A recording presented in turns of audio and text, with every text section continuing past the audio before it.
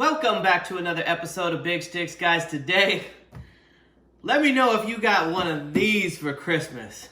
Now, anyone who knows me knows that I absolutely love kitchen gadgets. I just do. There's just something about, I don't know, being able to make things easier for yourself in the kitchen. But there's a downside to the gadget collection. You end up with a pantry full or a shelf full of gadgets that you don't often use. And so today, I'm gonna put this to the test. Now my son purchased me this Power XL Smokeless Grill Pro. I don't know where he bought it from. I'm assuming Costco. If you are gonna buy one of these as seen on TV gadgets, it's probably a good idea to buy it from a Sam's Club or a Costco, where you're not going to have any issues with the return. So I'm going to find out if this particular kitchen gadget is the Christmas gift from hell, or if it's something that's going to be beneficial for me moving forward. Let's get with it. Okay, today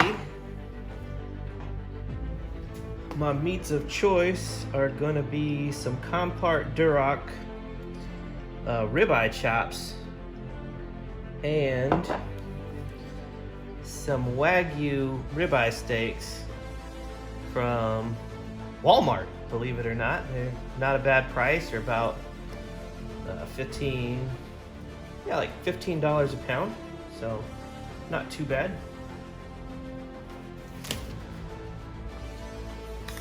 Real simple. Gonna go salt and pepper. Now these are really thick, so I'm gonna go a little heavy. Can't go wrong with salt and pepper. And to make sure that I'm able to taste this meat for what it is, I'm not gonna be adding any garlic. Just gonna go salt and freshly cracked black pepper. That looks good. We'll do the same thing to the other side.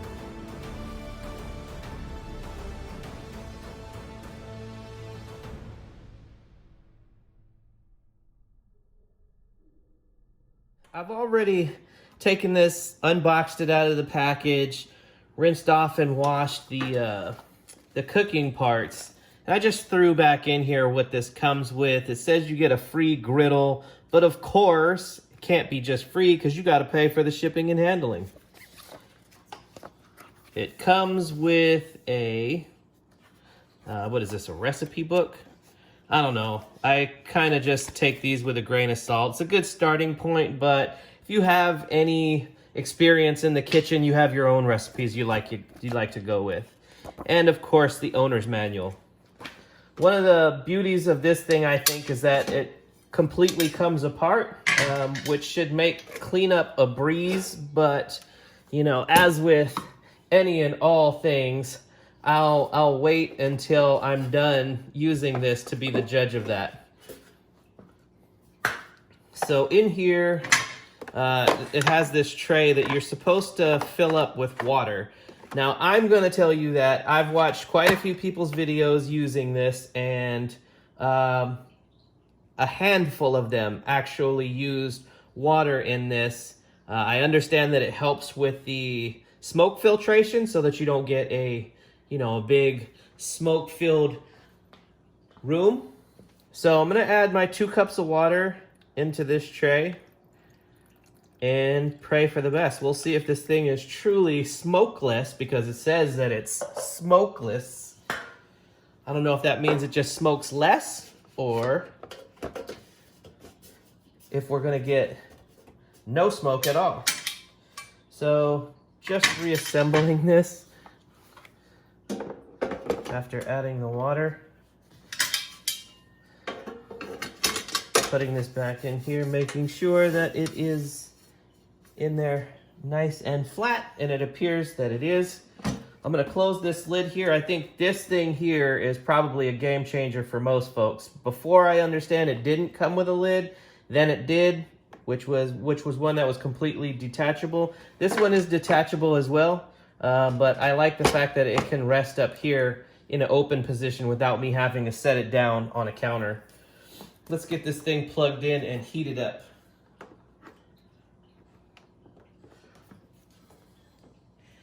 Let's see. All right, so cool. We'll hit the power button, hit the fan button.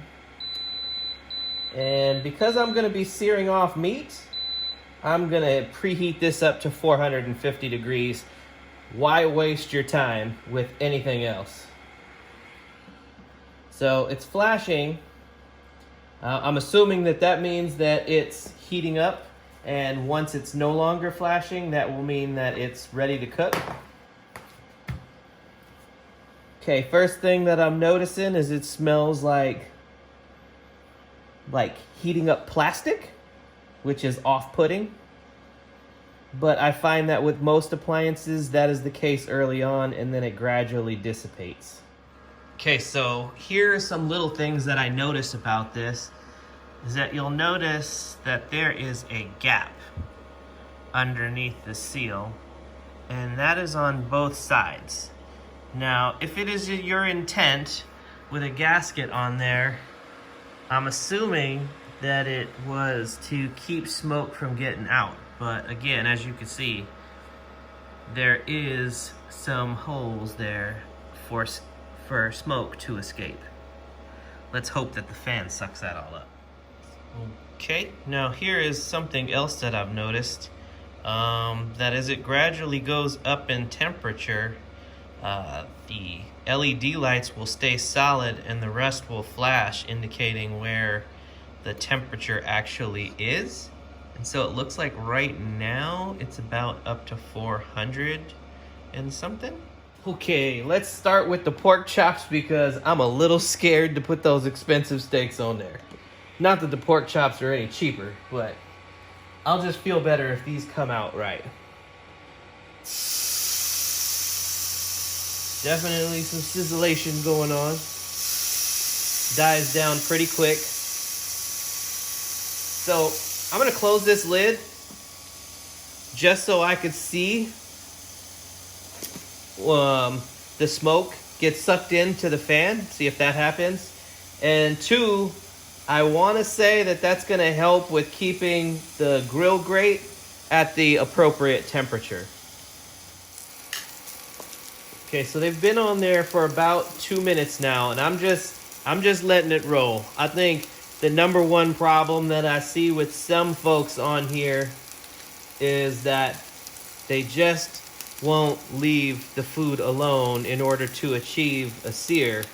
If you keep moving and flipping and tossing and turning your food, you're never gonna get those grill marks. It's never gonna turn that caramelized color that you're trying to achieve. Let's take a look. Oh yeah, got some nice grill marks going on there. So we're gonna let it keep doing its thing.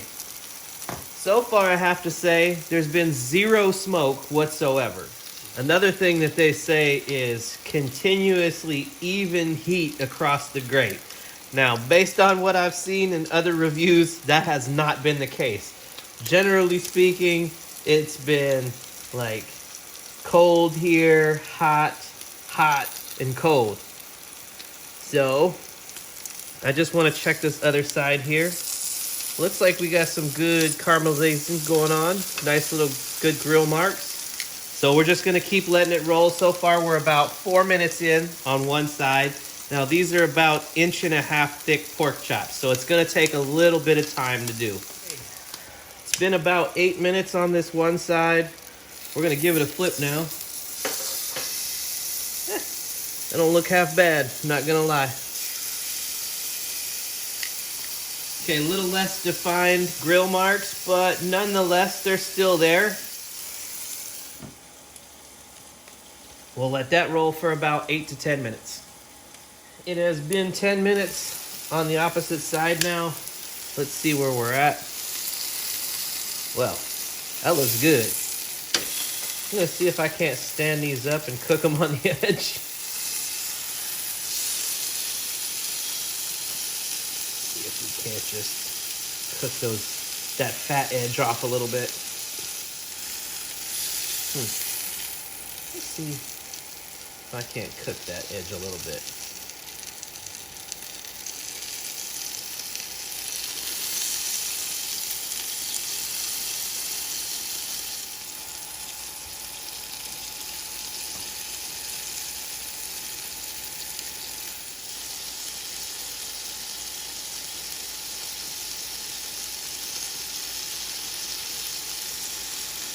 All right, that looks pretty good to me. What I am going to do is I'm going to let it cook on this last side for a minute, and then we'll take them off and rest them.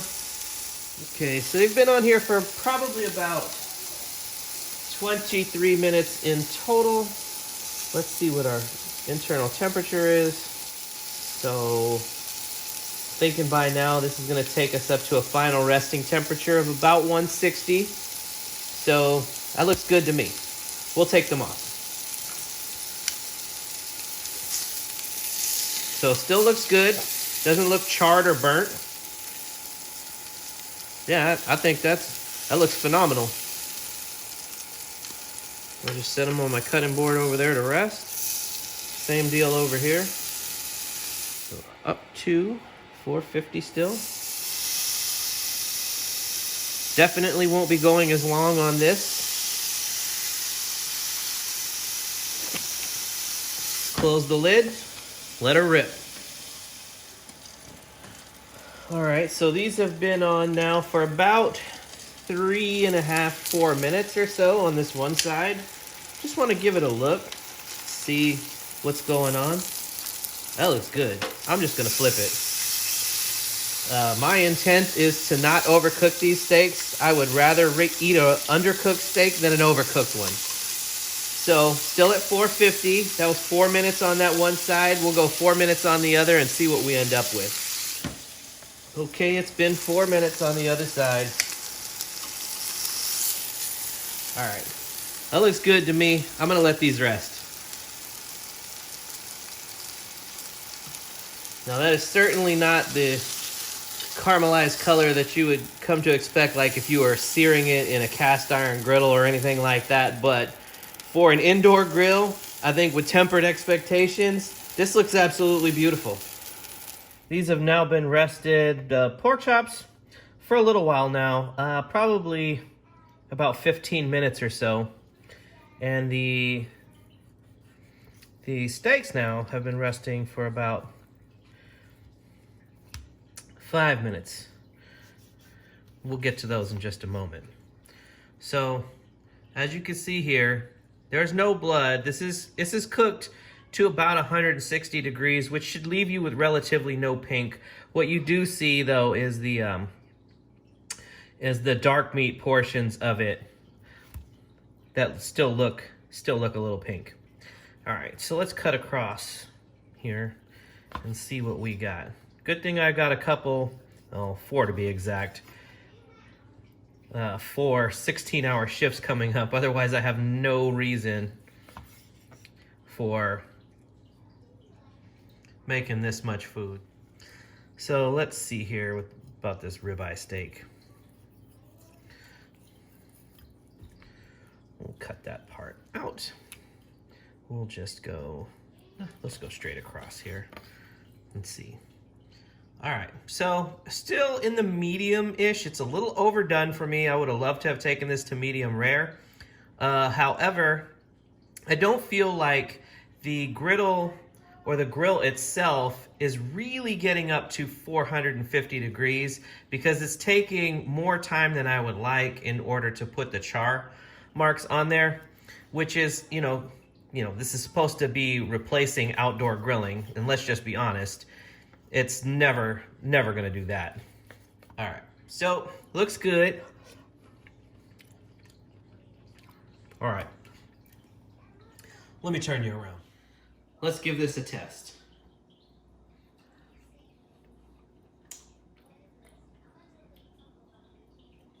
Boy, I gotta tell you, so I've never had this Wagyu from Walmart before. Actually saw it on Salty Tales, if you guys have ever watched that YouTube channel. He does feature the Walmart Wagyu quite frequently, and I gotta be honest, it's actually pretty good. It's very tender, it's very juicy, and it has very good flavor and marbleization.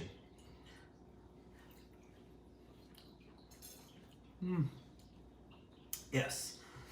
So, all right, let me give this pork chop a try again.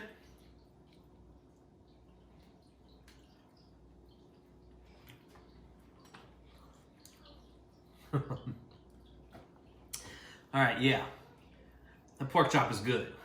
All right, so all in all, I think the Power XL, the Smokeless Grill Pro, is it's kind of okay. I don't find it to be a bad product because it did exactly what I was expecting it to do. I think if you're expecting your food to taste like it was grilled out over an open flame or over charcoal, then you're missing the whole point. That's just never going to happen. You know, having smoke from being charred over an open flame actually adds a flavor component that you're just not gonna get from an electrically heated product. But all in all, I'd have to say that it's good.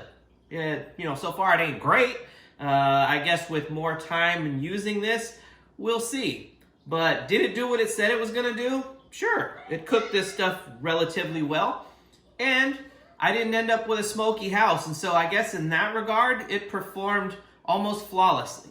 And I think the last test for me to see whether or not this product is, you know, gonna be a little bit over good is we're gonna break it down, we're gonna wash it, and we'll see how that goes. Let's get to it.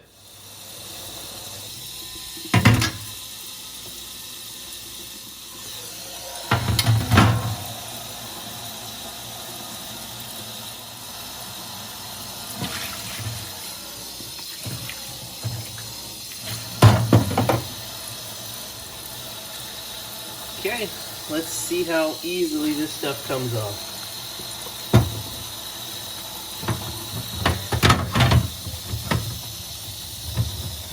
Not too bad. Seems to be coming right off.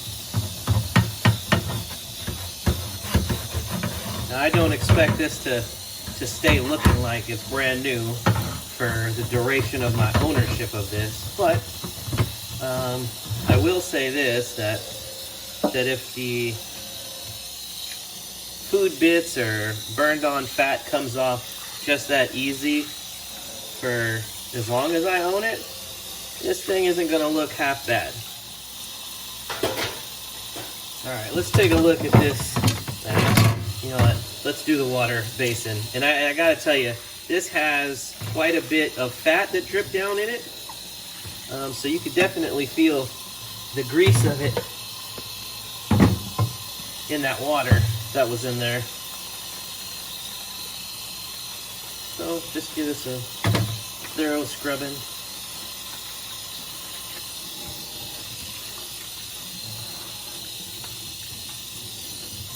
Yep, no issues here. As long as you're using hot enough water and a good enough soap, I surmise that you'll be able to get all the residual oily spill off of it. Let's see here. Now with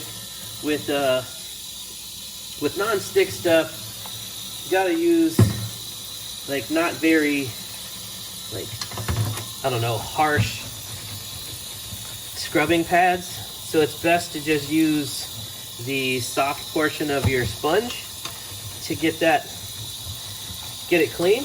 Otherwise you just end up scraping your non-stick off. Let's see. Yeah. Easy peasy. Lemon squeezy. Didn't even have to soak it. Oh, we'll see. This cleans up really nicely.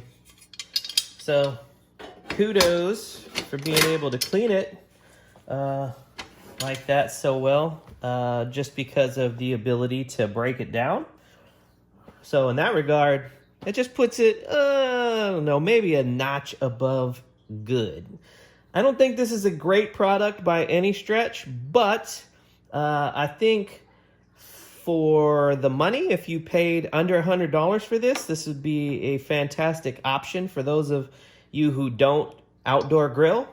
I could see this being a thing. As for me, I could see myself using this, but how frequently is, that's up in the air. All right, folks, that's going to wrap this one up for me. Don't forget to like, share, comment, subscribe, and all that good stuff. And until next time, folks, from my kitchen to yours, Big Sticks out.